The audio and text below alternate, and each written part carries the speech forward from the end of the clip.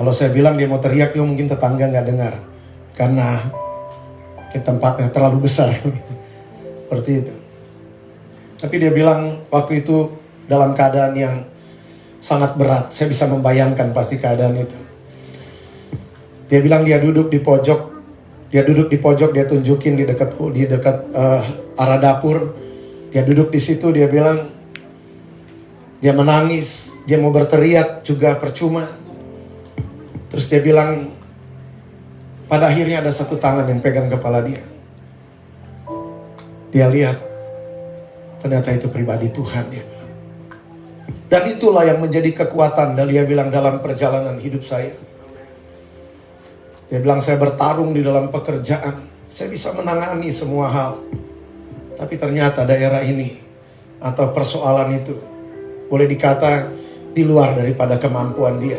Mungkin seperti itu dia bisa secara nggak langsung untuk bilang.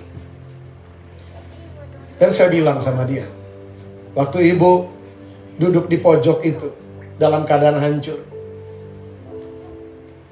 apakah uang di tabungan ibu, angka di dalam tabungan ibu, itu bisa menenangkan hati ibu? Dia bilang, apakah rumah yang indah, besar dan megah bisa menenangkan hati ibu? Enggak.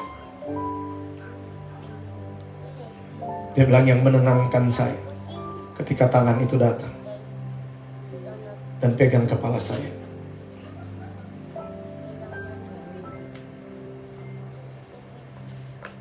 Dan saya tahu, inilah pribadi yang tidak pernah meninggalkan saya.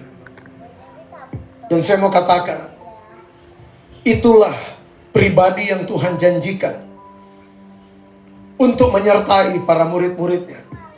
Maka dia bilang, aku tidak meninggalkan engkau yatim piatu. Aku akan memberikan penolong yang lain bagi kamu. Supaya dalam perjalanan ketika begitu banyak tekanan yang terjadi, masalah pergumulan yang terjadi, dia adalah Allah Immanuel. Dia ada tinggal berlembaga dalam hidup kita. Kita nggak akan pernah merasa sendiri. Ada Tuhan. Haus akan dia. Haus akan pribadi Tuhan.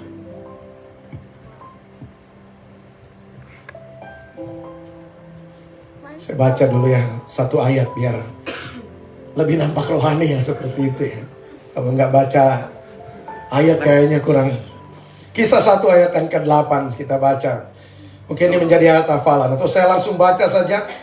Tetapi kamu akan menerima kuasa kalau Roh Kudus turun ke atas kamu, dan kamu akan menjadi saksiku di Yerusalem dan di seluruh Yudea dan Samaria dan sampai ke ujung bumi. Kamu akan menjadi saksiku. Tetapi dia bilang kamu akan menerima kuasa, dunamis, seperti dinamit yang akan menghancurkan setiap gunung batu yang coba menghalang perjalanan kita. Maka Tuhan berkata kepada Serubabel, di hadapan Serubabel, gunung-gunung itu akan menjadi tanah yang rata. Bukan karena kekuatan, bukan karena keperkasaan, tapi Tuhan bilang, tetapi oleh Rohku, kata Tuhan. Bayangkan. Dan inilah yang Tuhan janjikan bagi gereja Tuhan.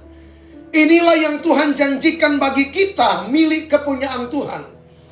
Supaya kita dalam perjalanan kita tidak melihat kekalahan demi kekalahan terjadi dalam hidup kita. Kekecewaan demi kekecewaan terjadi dalam hidup kita. Sekalipun ada masalah, kita nggak tenggelam di sana. Tapi kita akan bersukacita dalam perjalanan hidup kita. Karena Tuhan bilang bersukacitalah karena aku. Karena aku. Ada masalah tapi Tuhan bilang bersukacitalah karena aku. Karena Tuhan ada dalam hidup kita. Karena Dia pasti akan bekerja penuh dalam perjalanan kehidupan kita. Kalau saya lihat temanya malam ini adalah prophetic night. Benar seperti itu. Kita rindu kita menjadi umat yang profetik. Pendoa profetik, perjalanan profetik. Bukankah itu menjadi kerinduan kita? Abraham melakukan perjalanan profetik. Dan banyak orang melakukan perjalanan profetik. Perjalanan yang seturut tuntunan Tuhan. Itu perjalanan profetik. Maka tangan Tuhan ada di sana. Yang akan meratakan jalan kita. Yang akan merobohkan segala tembok yang menghalangi hidup kita. Saya bilang gak ada satu tembok yang tidak dapat dirobohkan Tuhan.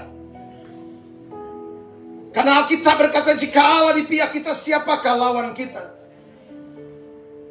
Roh Kudus Tuhan janji dalam hidup kita untuk menyertai perjalanan kehidupan kita. Dia sang penghibur. Kita nggak akan pernah kehabisan penghiburan ketika urapan ada dalam hidup kita. Karena dia sang penghibur, sumber yang tidak pernah habis. Kita nggak akan pernah kehabisan tenaga dalam perjalanan kita.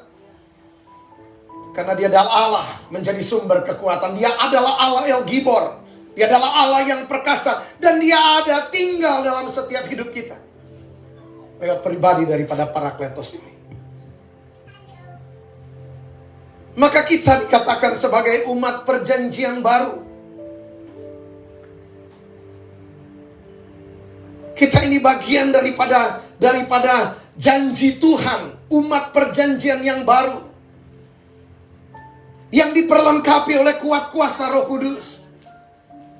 Tetapi yang Tuhan rindukan sebagai umatnya Tuhan, milik kepunyaan daripada Tuhan, kita harus punya kesatuan hati. Karena saya berbicara ini di dalam gereja. Kita satu tubuh, kita tubuh Kristus. Amin. Rindu melihat pekerjaan-pekerjaan yang besar. Rindu melihat perkara-perkara yang besar terjadi. Mau menjadi pendoa-pendoa profetik yang tangguh. Mau menjadi umat Tuhan atau memiliki perjalanan profetik yang luar biasa dan ajaib. Kita harus benar-benar menjadi tubuh Kristus yang utuh. Supaya kita berkata sehati, sepikir, seia, sekata di dalam Dia. Mungkin ada pernah terjadi pergesekan. Paulus bilang, lupakan apa yang di belakang. Lari kepada tujuan, kepada panggilan ilahi dalam hidup kita. Kita dipanggil bukan untuk ngurusin masa lalu.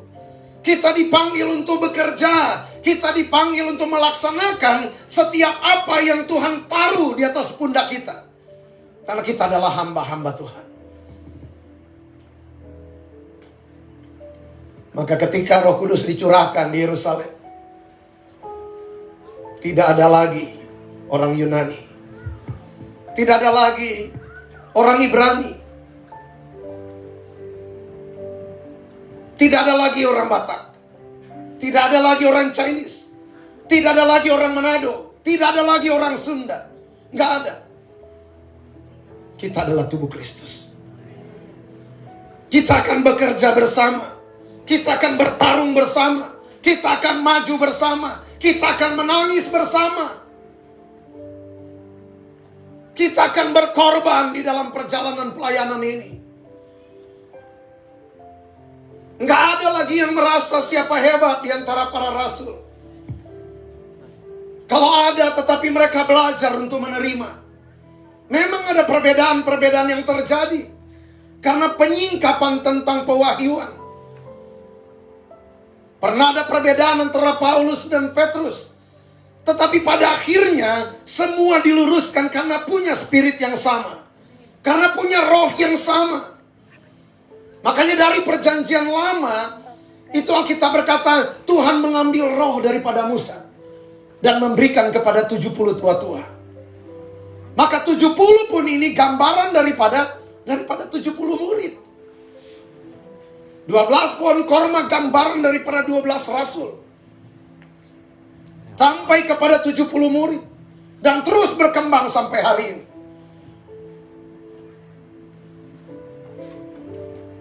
Roh Kudus akan menyatukan. Roh Kudus akan menyempurnakan.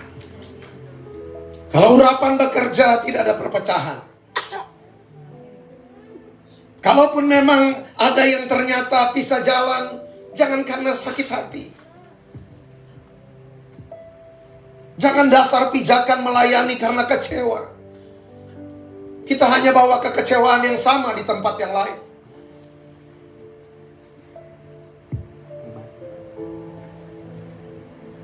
Tapi kita mau maju di dalam Tuhan. Amin. Saya percaya ketika ada kesatuan hati, manifestasi kuasa Tuhan akan bekerja ajaib. Ketika ada kesatuan hati, pekerjaan Tuhan akan menggoncangkan daerah ini. Kita diadon menjadi satu adonan. Makanya Paulus bilang sedikit ragi mengkamiri adonan. Cuman karena ada ragi yang lain, ya jabatan, ya kesombongan, ya kecongkakan, ya pengen dipuji, pengen dimuliakan dalam pelayanan, membuat adonan itu yang harusnya kalis menjadi renggang. Makanya dia bilang sedikit ragi mengkamiri adonan. Kita nggak saling kenal, tapi ternyata kita menjadi satu adonan. Butuh penundukan diri.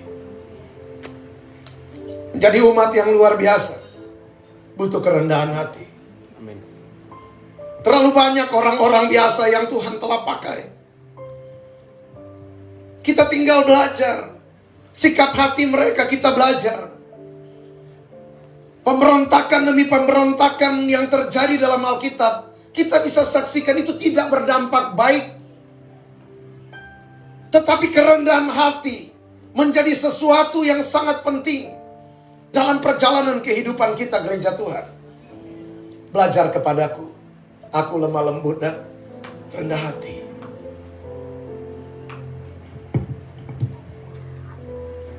Mengenai kuasa Tuhan bilang minta. Tetapi mengenai kerendahan hati Tuhan bilang belajar. Belajar.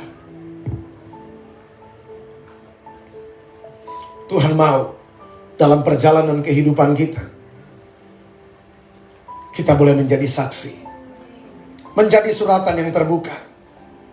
Orang-orang melihat kita, orang menginginkan memiliki Bapa kita. Orang melihat kita menginginkan siapa Allah yang kita sembah dalam hidup kita. Mereka mau kenal. Mereka mau tahu. Karena Allah kita beda dengan Allah mereka.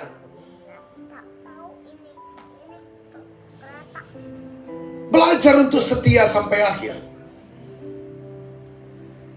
Di dalam Alkitab, dalam Yosua pasal yang ketiga, di situ diceritakan bangsa Israel sudah keluar. Sudah ganti pemimpin, sudah Yosua yang memimpin akan umat Tuhan. Dan dalam perjalanan mereka ada sungai Yordan yang menghalangi mereka. Mungkin hari ini kalau Bapak Ibu ke sana, sungai Yordannya sudah kecil, bisa berenang nyebrang. Tapi mungkin waktu itu, kalau saya pernah dulu di Kalimantan, di pedalaman dulu saya di Kalimantan, mereka bilang dulu kapal-kapal yang zaman dulu, yang dari Eropa itu masuk di sungai itu. Sampai di atas. Waktu saya datang sungai itu sudah kecil, ke sini sampai di tembok belakang. Mungkin sama keadaannya. Dan kita menceritakan bahwa ada arus sungai Yordan yang menghalangi perjalanan mereka. Untuk mereka masuk menyeberang ke tanah perjanjian. Dan Tuhan berfirman kepada Yosua, pilihlah satu orang dari setiap suku. Nah, Alkitab berkata bukan engkau yang memilih aku yang memilih engkau. Jadi kita ada saat ini bukan kita yang pilih Tuhan. Tuhan yang pilih kita. Siapa orang yang terpilih? Orang-orang yang merespon akan panggilan Tuhan. Karena Tuhan panggil, ketika kita respon, kita bagian dari yang terpilih. Dan ada golongan yang setia namanya. Kita mau masuk satu langkah lagi sampai ruang Maha Kudus, kita menjadi golongan yang setia. Nah, ketika itu Tuhan pilih 12 orang untuk menjadi penggotong tabut. Jadi memang ada arus sungai Yordan yang menghalangi perjalanan mereka. Yosua, atau dalam bahasa Aram Yehosua, atau Yesus, itu gambaran daripada pribadi Tuhan yang akan membawa kita sampai ke Yerusalem yang baru. Yosua lah yang memimpin. Tabut Tuhan gambaran daripada kehadiran Tuhan. Dan kalau saya bilang, dia telah ada dalam hidup kita, menyertai kita. Dan apa yang terjadi? Ketika 12 orang penggotong tabut ini menjejakkan kaki di sungai Yordan itu, Alkitab berkata maka sebaklah air sungai Yordan itu. Air sungai Yordan terbelah menjadi dua. Dan mereka, para penggotong tabut ini berdiri di sungai itu. Di tengah-tengah aliran sungai mereka berdiri di sana. Dan orang-orang semua itu mulai menyeberang. Anak-anak, orang tua semua mulai menyeberang. Alkitab berkata maka gemetarlah raja-raja Kanaan. Karena Tuhan, Allah Israel. Atau ada satu bangsa yang sangat besar, Allahnya beda. Itu mulai datang memasuki negeri mereka. Dan saya mau katakan, ujung akhir zaman ini, ada arus yang sangat besar yang menghanyutkan akan gereja Tuhan. Hanya gereja yang kuat, yang dipenuhi dengan Roh Kudus, yang akan tetap bertahan, bahkan membelah setiap arus. Ujung daripada arus sungai Yordan adalah laut mati. Banyak orang hanyut dan mengalami kematian hari ini, karena tidak ada orang-orang yang kuat yang pegang mereka. Cuman bisa ngomong tetap kuat ya, doa ya. Saya sudah doa Pak.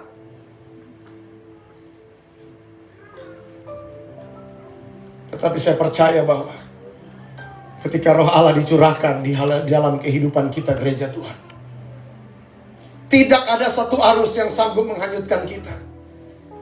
Bahkan kita bagian yang Tuhan pilih untuk mengawal akan umat Tuhan, membawa akan umat Tuhan untuk bisa menyeberang tanpa kematian.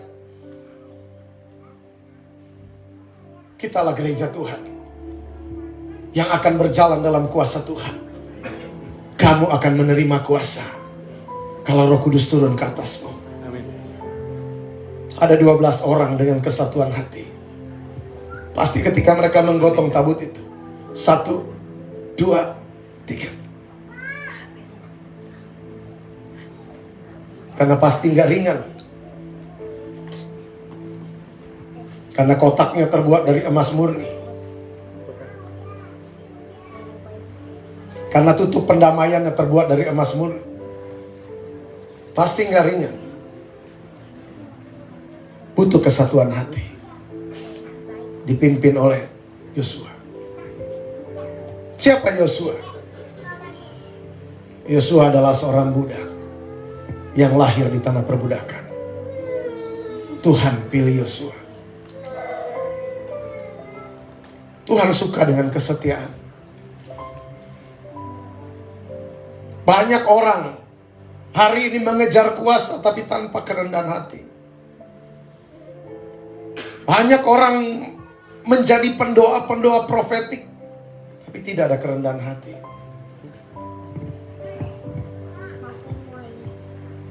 Yosua bukan hanya dipenuhi Roh Tuhan. Dia taat kepada tuannya. Dia taat kepada Musa. Waktu di kaki Gunung Sinai, waktu pergi naik ke atas Gunung Sinai, Yosua ikut kan? Tapi Yosua nggak naik sampai di atas. Di mana Yosua? Pasti di daerah punggung gunung. 40 hari lamanya.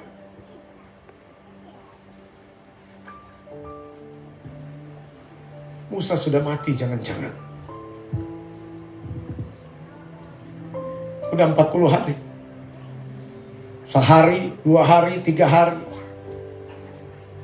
Yang dibawa yang ada 3 jutaan orang dibawa udah gelisah. Yosua sendiri pasti.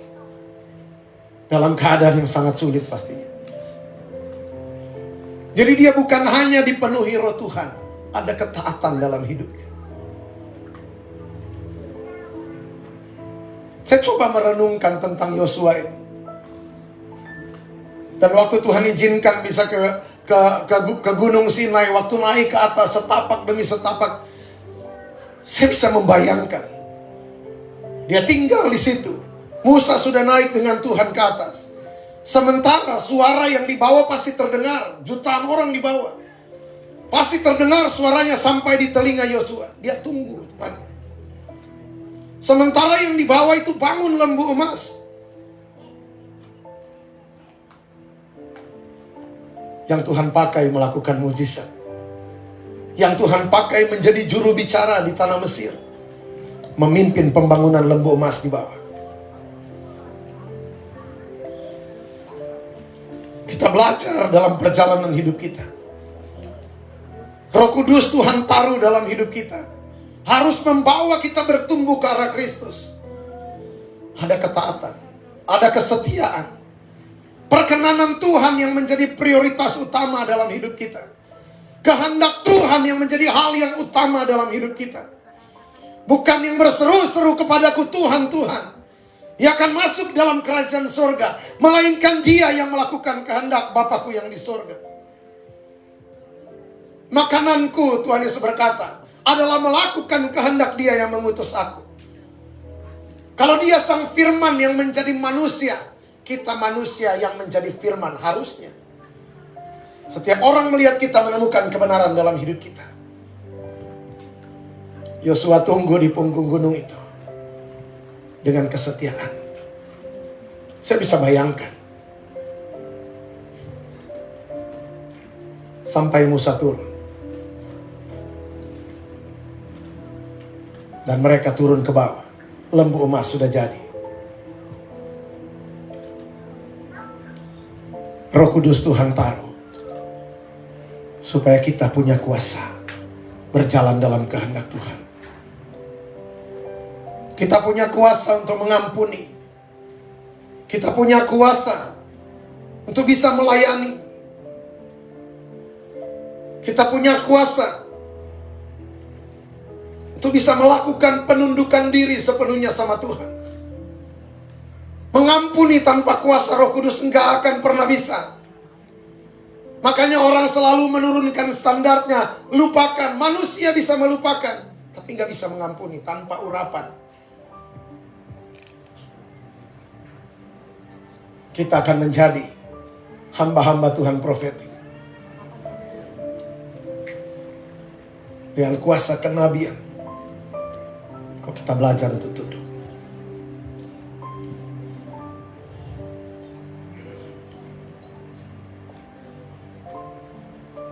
Berhenti untuk berpikir tentang pemberontakan, tentang kesombongan. Satu tubuh Kristus. Saya melayani di begitu banyak tempat.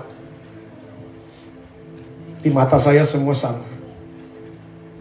Mau kaya, mau miskin, mau apapun, sama aja. Yang saya layani jiwa. Saya pernah bilang sama teman saya, kalau orang datang di tempat saya cuma untuk cari kedudukan, dia nggak akan dapat itu. Cari tempat lain saja. Tuhan kita Tuhan yang mencukupi segala sesuatu. Tuhan kita Tuhan yang menilai segala sesuatu. Manusia melihat rupa, Tuhan menyelidiki hati. Tuhan pilih Yosua untuk memimpin akan umat Tuhan. Begitu banyak peperangan yang dihadapi. Bayangkan umat Israel itu mulai menyimpang setelah zaman Yosua dan tua-tua yang pertama ini. Setelah itu mulai menyimpang. Bahkan di akhir hidup Yosua, Yosua berkata apa? Pilih. Kalau kalian mau menyembah Allah yang lain silakan. Tapi Yosua bilang, tapi aku dan keluargaku tetap akan menyembah Tuhan. Dunia kadang memberikan kita pilihan. Tapi saya mau katakan, pilih Tuhan. Anak-anak muda, pilih Tuhan. Jangan pernah berpikir karena gantengnya, cantiknya terus mau tinggalkan Tuhan. Kamu akan menderita. Saya cuma bilang, kamu akan menderita. Seumur hidup akan menderita.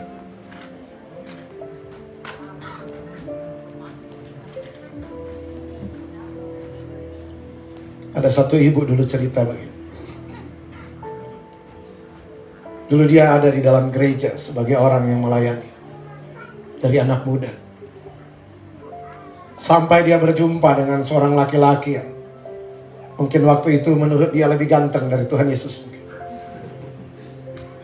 Dia pergi tinggalkan Tuhan Yesus. Menyeberang. Terus berjalan, jalani hidupnya. Di usia tua, dia ingat tentang keselamatan di dalam Tuhan Yesus. Dan mata dia menyaksikan anak-anaknya, cucu-cucunya menyembah Allah asing. Dan itu enggak ada satu penderitaan yang melebihi itu. Kalau mama mau ikut Tuhan Yesus, silakan mama ikut Tuhan Yesus. Tapi kami anak-anak sampai kepada cucu, kami nggak akan ikut sana. Bayangkan. Dia tahu anak cucunya yang dia sayang, sementara berlari ke perapian. Makanya saya bilang, anak-anak muda, pertahankan imanmu sampai akhir. Sekali Kristus, tetap Kristus. Amin. Paulus bilang, hidup adalah Kristus, mati adalah keuntungan.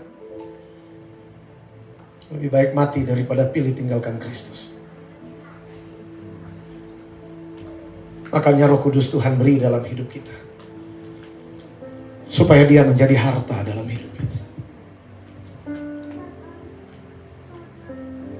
Berapa banyak padang gurun yang kita lalui, dan cuma Tuhan ada di sana.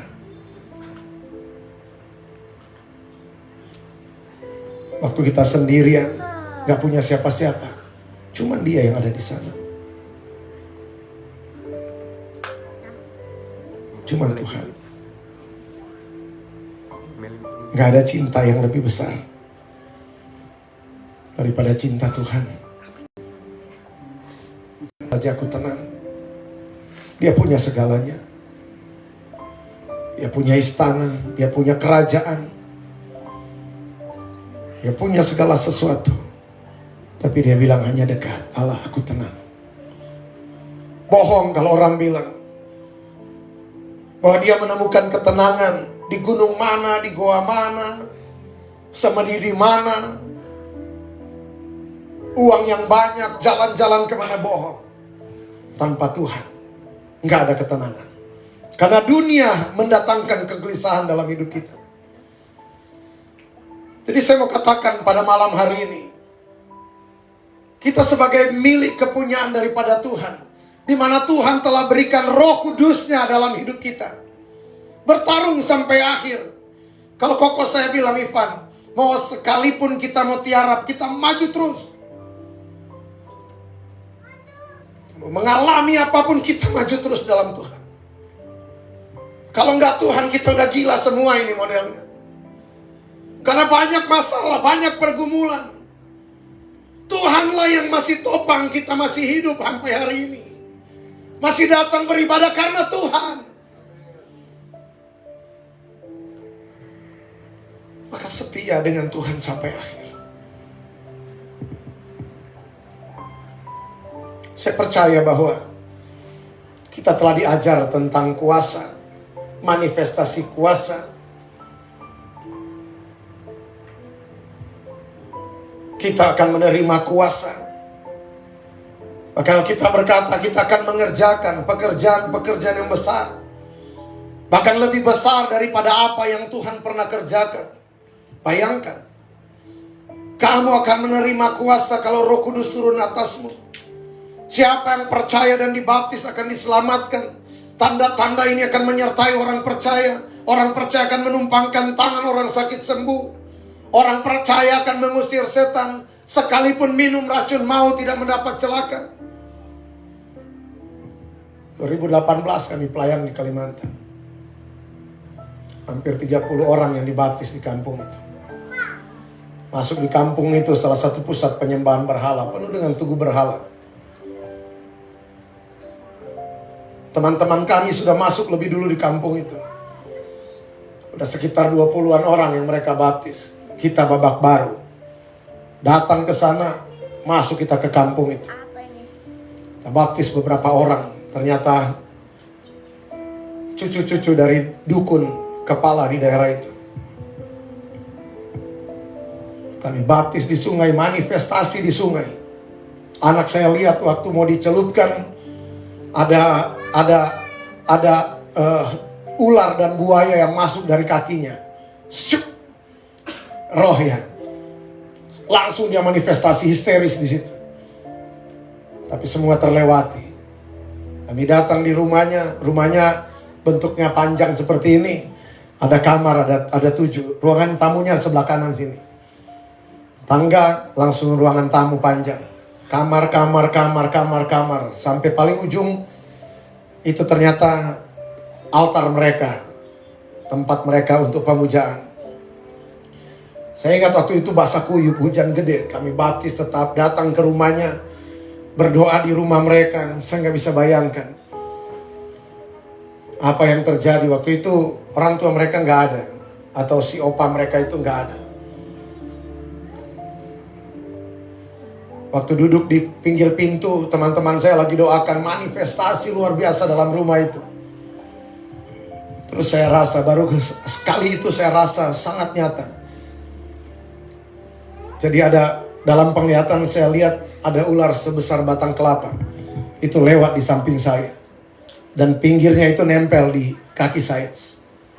Dia masuk ke dalam rumah itu. Saya lihat. Cuman kita punya firman Tuhan.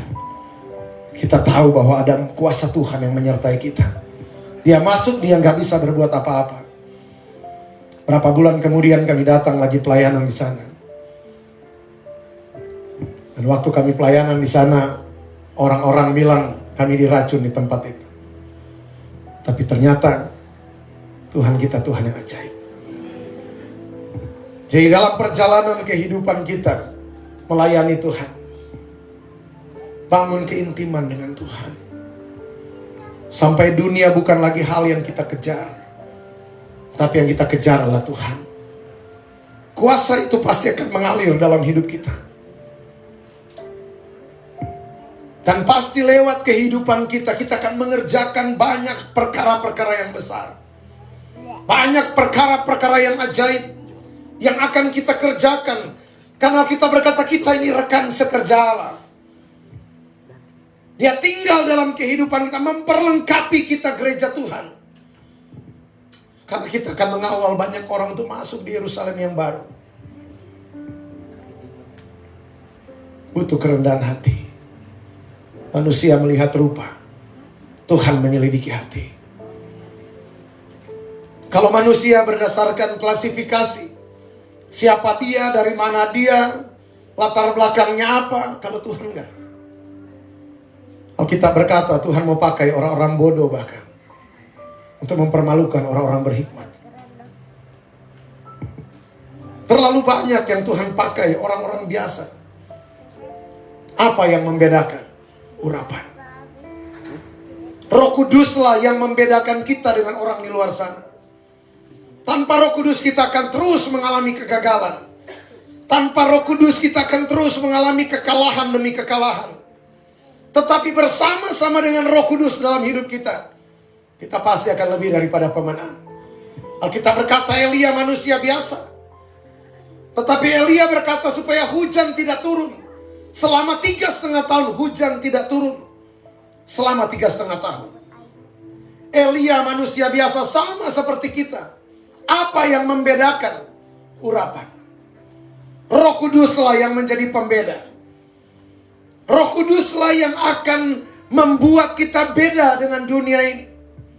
Roma 8 ayat yang ke-9.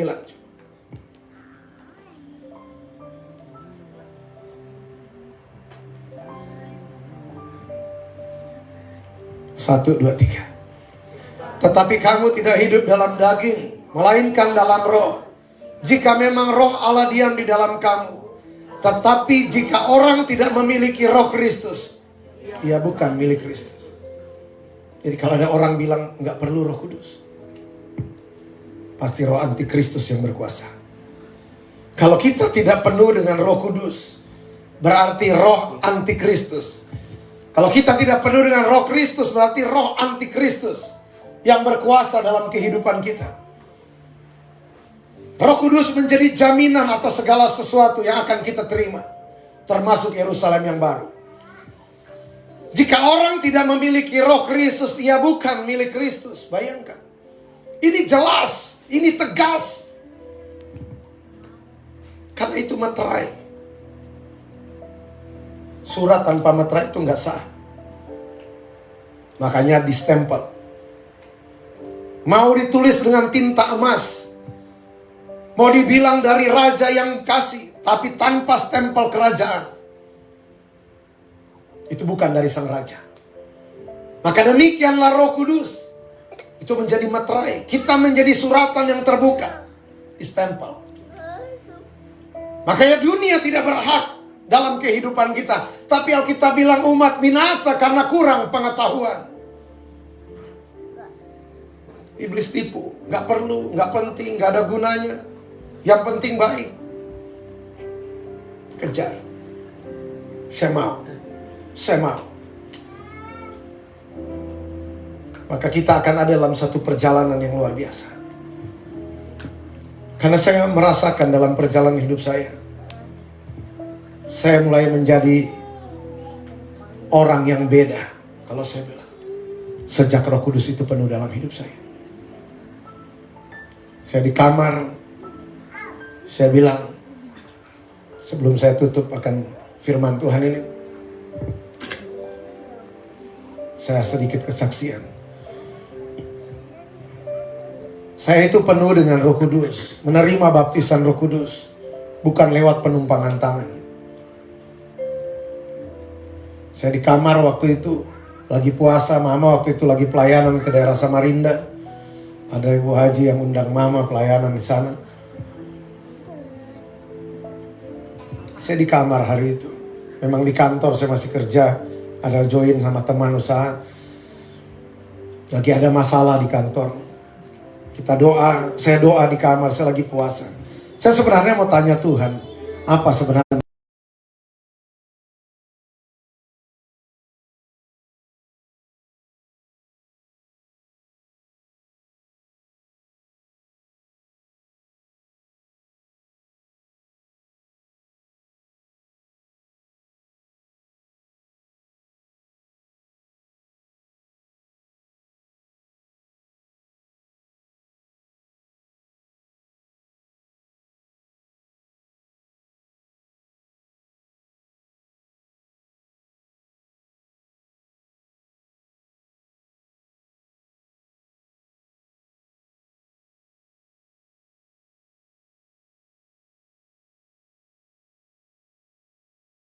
Ada suara yang sangat lembut yang bilang begini, minta aku, minta aku. Saya menangis. Saya bilang, Tuhan, saya minta Engkau. Saya mau Engkau. Saya mau Engkau. Saya menangis. Saya bilang, Tuhan, saya cuma mau Engkau dalam hidup saya. Setelah itu suara yang sama itu bicara, Engkau minta yang terbaik. Ketika Engkau memiliki aku, Engkau memiliki segalanya. Sejak hari itu mulai ada perbedaan terjadi. Setiap saya ke kantor, saya menyembah Tuhan di mobil. Terus berbahasa roh, saya tahu. Saya bilang, Tuhan, saya mau cepat dewasa. Tuhan taruh terus bahasa yang baru, saya menyembah terus. Saya di motor, saya di mobil, saya di mana saja. Dan cepat sekali semua berkembang. Bahasa yang baru, terus terjadi perubahan. Terus terjadi perubahan, terus berubah terus. Saya tahu Tuhan sementara dewasakan. Dan pada akhirnya saya bilang sama teman saya di kantor, saya berhenti, saya mundur. Saya mau melayani saja. Saya tinggalkan semuanya. Mobil gimana, apa gimana, memang kami masih merintis. Saya bilang, kamu urus aja semuanya. Saya mau melayani. Dan ternyata sampai hari ini Tuhan pelihara. Tapi saya mau katakan, Roh Kudus ini menjadi harta dalam hidup kita.